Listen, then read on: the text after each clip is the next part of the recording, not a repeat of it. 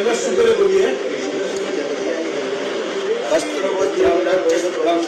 नमस्कार दोस्तों, स्वागत है आपका मेरे इस चैनल पर। जी हाँ दोस्तों, आपको बता दूं कि अभी अभी एक बहुत बड़ी खबर निकल कर के सामने आ रही है। जी हाँ दोस्तों, आप सबको तो पता ही होगा कि गदर मूवी है जो काफी तहलका मचा रखा है। जी हाँ दोस्तों, उसी के उपलक्ष्य में है खेसारी लाल यादव ने कुछ ऐसा काम किया। जी हाँ दोस्तों, जिसे सुनकर आप भी हैरान रहेंगे। तो बता दूं खेसारी लाल यादव ने क्या किया है। जी हाँ दोस्तों, उससे पहले बता दूं आपको कि आप मेरे चैनल पर नए हैं तो मेरे चैनल को सब्सक्राइब कर दें, लाइक कर दें और इस वीडियो को ज़्यादा से ज़्यादा शेयर कर देना दोस्तों।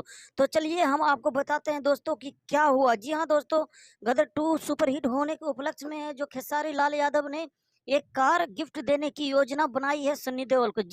जी हाँ दोस्तों, तो ये अपडेट कैसा लगा आपको मेरे कमेंट बॉक्स में जरूर बताइएगा। जी हाँ दोस्तों, अगर ये वीडियो अच्छा लगा तो चैनल को सब्सक्राइब कर लीजिएगा।